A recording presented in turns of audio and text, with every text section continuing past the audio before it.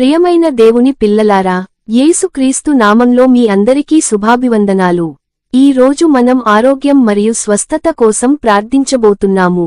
మీరు ఏ రోగంతో, ఏ బాధతో ఉన్నా, ఈ ప్రార్థనను పూర్తిగా విశ్వాసంతో వినండి. ప్రభువు ఈ క్షణంలోనే మీ జీవితంలో పని చేయగలడు. ఇప్పుడు మనం ప్రార్థనలోకి వెళ్ళుదాం. ప్రియమైన పరలోక తండ్రి, ఈ శుభ సమయంలో నీ పవిత్ర నామాన్ని స్తుతిస్తూ, నీ సన్నిధిలో మేము వినయంగా నిలుచున్నాము ప్రభువా. మాకు జీవితం ఇచ్చినందుకు, ఈ రోజు వరకు కాపాడినందుకు, నీకు హృదయపూర్వక కృతజ్ఞతలు చెల్లిస్తున్నాము తండ్రి. ప్రభువా, ఈ ప్రార్థన వినుచున్న ప్రతి ఒక్కరిని నీవు ఎరిగినవాడవు.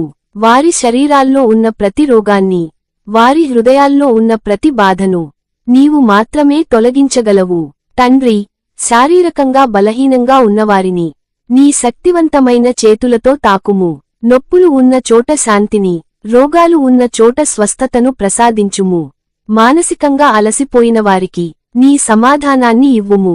భయంతో, ఆందోళనతో ఉన్న హృదయాలను నీ ప్రేమతో నింపుము ప్రభువా. ప్రభువా, ఆసుపత్రుల్లో ఉన్న వారిని ప్రత్యేకంగా గుర్తుచేసుకుంటున్నాము. డాక్టర్లకు జ్ఞానాన్ని, నర్సులకు సహనాన్ని, మందులకు ఆశీర్వాదాన్ని ఇవ్వుము. నీ వాక్యంలో చెప్పినట్లుగా, నేనే నిన్ను స్వస్థపరచువాడను అని ఈ వాగ్దానం మా జీవితాలలో నెరవేర్చుము. ప్రభువా, నేడు ఈ ప్రార్థన ద్వారా నూతన బలం, నూతన ఆశ, నూతన విశ్వాసాన్ని మాకు ప్రసాదించుము.